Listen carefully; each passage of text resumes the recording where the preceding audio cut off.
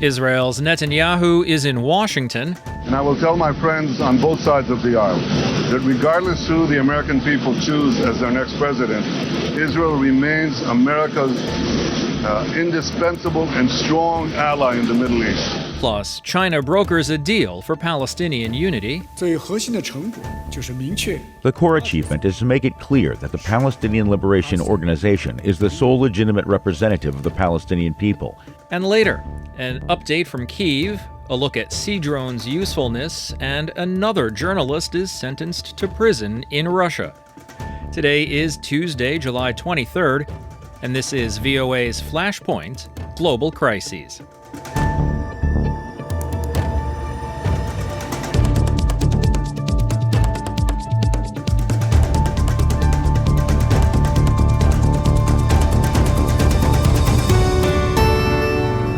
Good evening, I'm Steve Karish in Washington. The big story of the day is Israel. Benjamin Netanyahu is in Washington, and the Chinese appear to have brokered a deal between rival Palestinian factions. We'll hear more in a few minutes. Starting us off, though, is an update to the story of the attempted assassination of former President Donald Trump. The U.S. Secret Service is the government agency tasked with protecting presidents and candidates. The director, Kimberly Cheadle, has resigned after facing calls to do so from lawmakers on both sides of the aisle on Monday. During a contentious congressional hearing, she testified about the agency's failure to prevent the shooting of the former president and current Republican presidential candidate, Donald Trump. VOA congressional correspondent Katherine Gibson has more about concerns regarding security during this year's election season. 9 days after the assassination attempt that shook the nation, there are few answers on how the shooter got so close to Trump. The head of the United States Secret Service, Kimberly Cheadle, answering lawmakers' questions about the shooting for the first time, was blunt. We failed. Cheadle said a full report on the agency's failure to protect the former president would be released within 90 days. Lawmakers said that was unacceptable during an election season that has already proved to be contentious. Some called on her to resign. Republican Representative James Comer. The Secret Service has a zero-fail mission, but it failed on July 13th and in the days leading up to the rally. The Secret Service has thousands of employees and a significant budget, but it has now become the face of incompetence. Cheadle told lawmakers Trump's Secret Service detail was aware of a suspicious person before the former president spoke at the rally. If the detail had been passed information that there was a threat, the detail would never have brought the former president out onto stage. One analyst told VOA the early warnings about the shooter raised serious questions. Dr. Scott White is director of the cybersecurity program at the George Washington University. Most definitely, there was a failure here to neutralize the threat when it was immediately observed. And quite frankly, it would have been a legitimate to shoot that young man once he was on the roof. It would have been a legitimate shooting, a legal shooting. So I don't know why there was hesitation. Congressional Democrats called for changes to gun laws in the United States, saying it was unfortunate that former President Trump is now one of many victims of gun violence. The Federal Bureau of Investigation has still not determined a motive for the actions of Thomas Matthew Crooks, the suspected shooter. Katherine Gibson, VOA News. And now to our top story. Benjamin Netanyahu is in Washington this week with a scheduled speech to Congress on Wednesday. The Israeli Prime Minister is landing in the middle of U.S. political turmoil following President Joe Biden's decision to withdraw from the presidential race, which could add another layer of uncertainty to U.S.-Israel relations at a crucial moment in the war in Gaza. White House Bureau Chief Patsy Widakuswara has this preview. Israeli strikes in eastern Khan Yunis killed dozens of people Monday. Hundreds more fled after evacuation orders.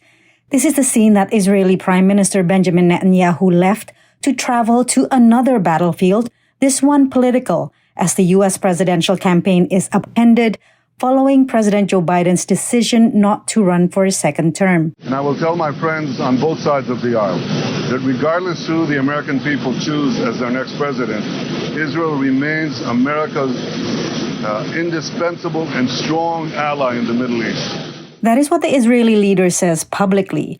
But analysts say in the potential race for the White House between Vice President Kamala Harris and former President Donald Trump, Netanyahu would prefer a Republican. Jonathan Reynolds, head of the Department of Political Studies at Israel's Bar-Ilan University, via Skype. The Republicans are more supportive of Israel's security agenda, and that would be true whoever was in power in Israel.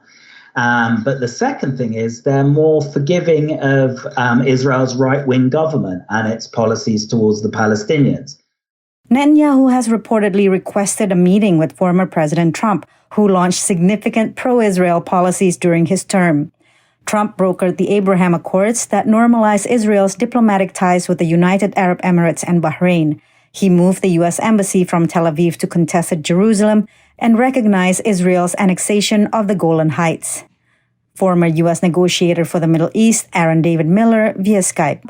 With Kamala, he's probably going to get someone who will remain pretty much mainstream when it comes to supporting the U.S.-Israeli relationship, but I think far tougher, certainly rhetorically and Israeli settlement activity, and much more sympathetic to Palestinian suffering and Palestinian rights. Ultimately, Netanyahu's main goal in Washington is to prepare the groundwork for the next American administration. And with the Israeli Knesset nearing a 3-month recess, advancing his own goals in his fragile coalition, said Nimrod Goren, senior fellow for Israeli affairs at the Middle East Institute via Zoom. There may be a political timing that will enable Netanyahu to make a move once the Knesset is in recess without having that lead to immediate coalition breakdown, because that could not be done until the Knesset comes back to operation. During that time, Netanyahu could potentially go against far-right factions in his coalition and reach a ceasefire deal with Hamas after nearly 9 months of war. U.S. Secretary of State Antony Blinken said last week such a deal is within reach. I believe we're inside the 10-yard line and driving toward the goal line and getting an agreement that would produce a ceasefire, get the hostages home, and put us on a better track to trying to build lasting peace and stability. However, most analysts are skeptical the ceasefire deal will extend beyond Phase 1, a 6-week pause in fighting in exchange for some of the hostages held by Hamas. Patsy Widakuswara, VOA News, Washington. In a related story, Vice President Kamala Harris will not be presiding over Netanyahu's address to Congress, as would be customary for a vice president. Aides say this is not because of any disagreement with the Prime Minister, but rather a scheduling conflict. Harris will be traveling to Indianapolis for a previously arranged event.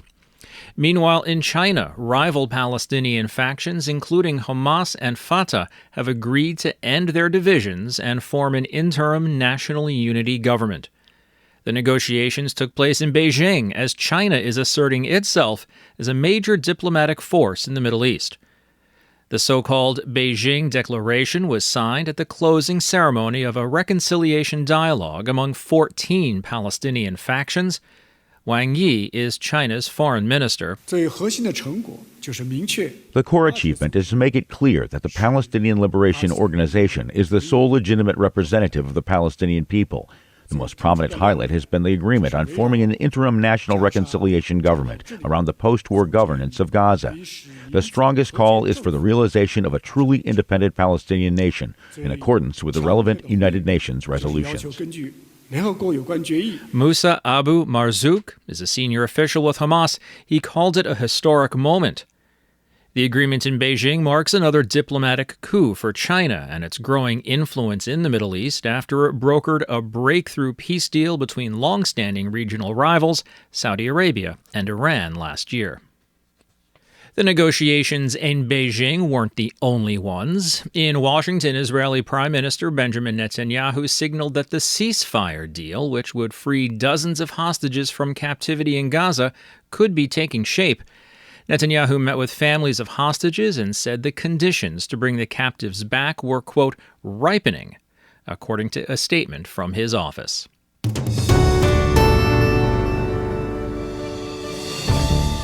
You're listening to Flashpoint Global Crises from the Voice of America. I'm Steve Karish in Washington. A Russian-American journalist is found guilty in a secretive trial in Russia. That story coming up. Now, though, to Kyiv, where there is news of Ukrainian military success in Donetsk and new restrictions on Russian oil. Anna Chernikova has the details from Kyiv. The Ukrainian armed forces reported the hit of a Russian air defense system in Olenivka in the Donetsk region. The Russian air defenses were discovered by a Ukrainian drone.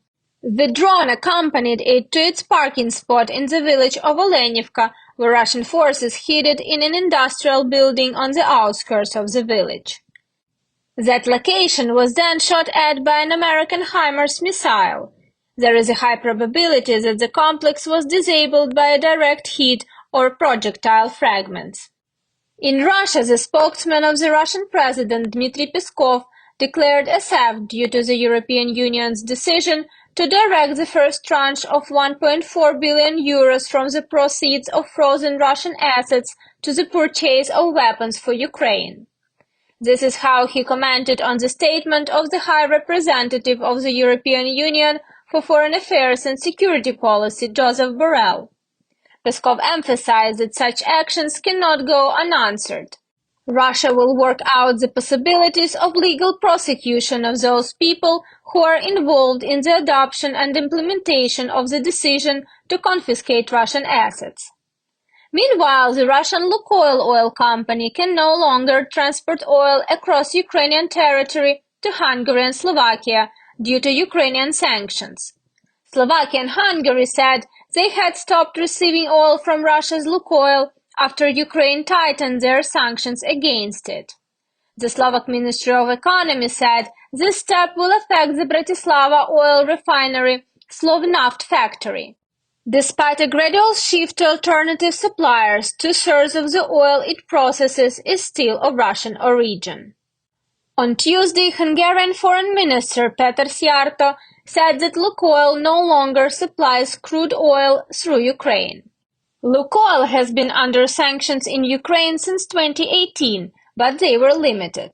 In June 2024, the National Security and Defense Council of Ukraine significantly expanded them, adding in particular a ban using pipelines through Ukrainian territory. Ambassador of Ukraine to Great Britain and former Commander-in-Chief of the Armed Forces of Ukraine, Valery Zaluzhny, made a speech at the Royal United Services Institute in London. Among the main theses, Zaluzhny noted that the experience of the Ukrainian fight will be useful to everyone who is looking for a way to peace. And the way to peace can also lie through war. He clarified that the readiness for war should be considered as a huge complex of measures, which covers not only purely military aspects but also all spheres of state activity. Perhaps the most difficult and most important component is the readiness of society, which is based on honest and transparent communication between the government and the people. Zaluzhny noted that unfortunately modern wars are total. They require efforts not only of the army but also of society in general. He noted that the Russian-Ukrainian war proved how technological wars have become. Anna Chernikova, VOA News, Kyiv. In its war against Russia, Ukraine developed sea drones and has used them quite effectively. Would similar sea drones be as effective in other potential naval battles, like the Persian Gulf or the Taiwan Strait, where joint Taiwan-U.S. naval exercises were scheduled to start this week? For more, I spoke with Brian Clark, Senior Fellow and Director at the Center for Defense Concepts and Technology at the Hudson Institute. So a sea drone is, as the name implies, it's a uncrewed vehicle that's either remotely operated or automatically operates itself, that operates on the water. Most of these have been converted jet skis or converted small boats with essentially a radio remote control like you'd use for a radio-controlled airplane. What's sort of innovative about them is that they've incorporated warheads and cameras that allow them to be remotely piloted and driven at a target. And that's what Ukraine has done very successfully thus far in the Black Sea. Now, I think one thing that's pretty interesting is the creation and the development of these sea drones. They weren't really a thing in war before the Russian invasion of Ukraine. How did they come to be? It's sort of surprising that we haven't seen them that much before. In past generations, there's been experimental versions of these, but I think it's the advent of high-speed engine technology, like you see with jet skis. That's wide range or internet and modern cheap cameras. All those things kind of came together so that now you can take a small boat, put this remote piloting system on it, put a commercial satellite antenna from Starlink on it, and put a camera on it, and you've got yourself a sea drone. So what kind of targets have the Ukrainians been able to hit? Yeah, they've been attacking the Russian Black Sea Fleet, and mostly ships that are anchored or in port, because one limitation of the sea drones is they don't have a lot of range. They can go pretty fast, but they can't go very far. So they've been attacking ships in port and at anchor, eventually forcing Russia to move all of them back to Russian territory on the far eastern side of the Black Sea. So we've seen battlefield success with them in the Black Sea and specifically in ports at the Black Sea. How well would they do? How effective could they be in other areas, notably the Taiwan Strait, where there's more open water? Right. So one of the challenges, as I said, is these don't go very far generally. Now, one particular argument for how you could use them in the Taiwan Strait would be if you have an invasion force that's coming at you, these sea drones wouldn't have to go very far to attack that invasion force, because all you have to do is launch them from the beach of Taiwan and your targets are coming at you. And it's just a matter of having the target and the weapon meet each other in the middle. So you could see these sea drones being very effective in the Taiwan Strait, defeating a Chinese invasion, because the Chinese are going to make themselves easier targets because they'll have to drive at the drones to make it to the beach and offload their personnel. And what do we know about Taiwanese efforts to manufacture these? So they have not been very robust. You'd think that the Taiwanese would be mounting a more aggressive effort to learn from Ukraine and apply some of those lessons to their own industrial base, but they haven't really put a lot of effort into that. And as the technology of sea drones improves, how do you see naval warfare changing? Yeah, I think naval warfare is going to change dramatically, especially in the littoral environment. So areas where ships will be vulnerable to these sea drones. So restricted waters like the Taiwan Strait or the Black Sea or the Baltic Sea, and choke points that will be important, like the Strait of Malacca, could be controlled in a lot of ways by a country that has access and willingness to use these sea drones. Now, open ocean naval warfare, when you get out in the middle of the water and you're hundreds of miles from shore, it'll be harder to use these sea drones effectively. But you will see these sea drones be used for other operations. So they'll be used for surveillance and targeting. And that's where I think you'll see them get used in that open water environment, is mostly as a sensor platform. Brian Clark is a senior fellow and director for the Center of Defense Concept and Technology at the Hudson Institute. Mr. Clark, thanks for your analysis. Thanks for your time today. Thank you. It's great to be with you. 2 devastating landslides in Ethiopia have killed at least 157 people, and that number is likely to rise. Reuters' David Doyle has the story. The death toll from 2 landslides in southern Ethiopia has risen sharply to over 150. That's according to the head of the National Disaster Response Agency in Gofa Zone, who said on Tuesday the number could increase further. Marcos Milese said the search is ongoing and that there were bodies yet to be recovered. Officials had reported on Monday that 50 people had died. That's after heavy rain overnight caused a first landslide and then a second buried people who had gathered to help. Women, children, and local police were reported to be among the dead. Reuters' David Doyle reporting for us today.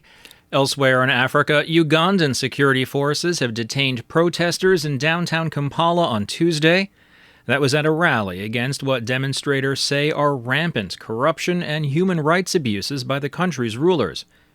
A witness saw the detentions being made. A video posted to social media by NTV Uganda also showed a small group of young people being intercepted and detained by police while they were marching.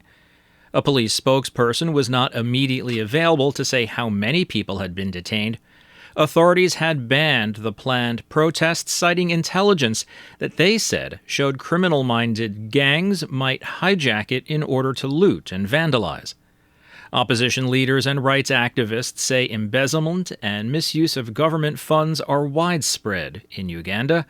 They have long accused President Yoweri Museveni of failing to prosecute corrupt senior officials who are politically loyal or related to him.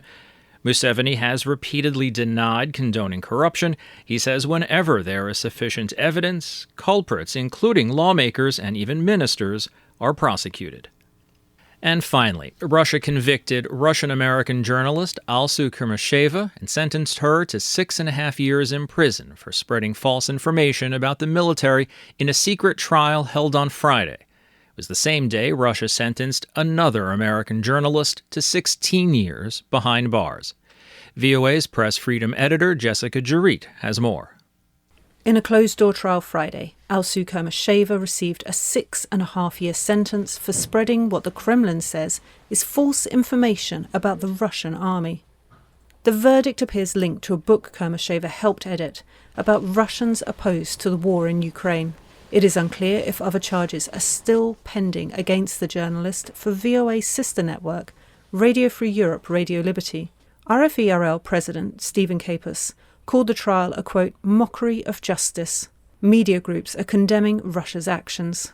Carol Lucha covers Eastern Europe for the media freedom group, the International Press Institute. But this just shows, again, how these trials against these two American journalists, this one a Russian-American journalist in Russia, are obviously completely manipulated by Russian authorities. Kurmasheva's verdict came the same day Russia convicted Evan Gershkovich. The Wall Street Journal reporter was sentenced to 16 years in prison on espionage charges that he denies. The US is demanding both Americans be released. Matthew Miller is the US State Department spokesperson. We remain focused on the case of Alsu Kurmasheva. She's a dedicated journalist who is being targeted by Russian authorities for her uncompromising commitment to speaking the truth and her principled reporting. The convictions mark a rapid decline in media freedoms in Russia. The country ranks near the bottom of the World Press Freedom Index. And Moscow is detaining at least 22 journalists, more than half of whom are foreign nationals, says the Committee to Protect Journalists. RFERL External Affairs Chief Diane Zeleny says Kurmasheva's unjust detention and the risks for its journalists are a daily concern.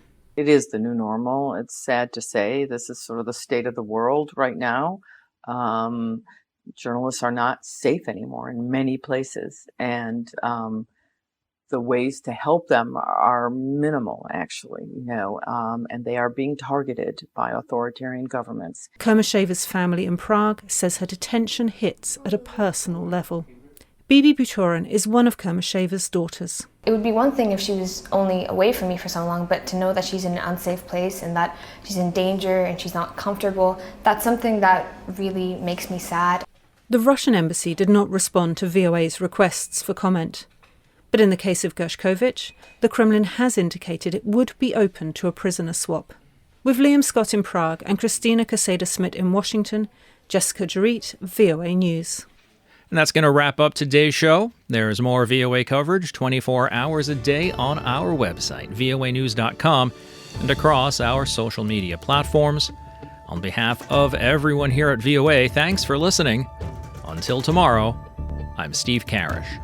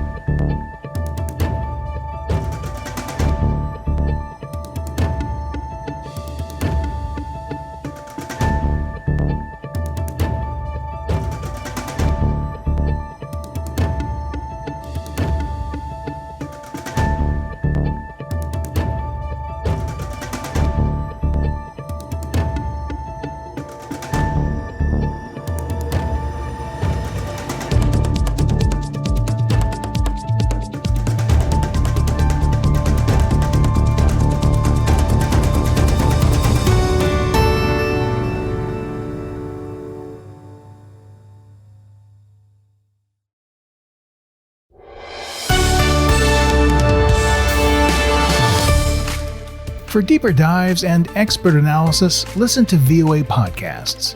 Issues in the News explores the biggest stories every weekend, while International Edition keeps you informed every weekday. Plus, with the 5-minute newscast at the top of every hour, you're always up to date.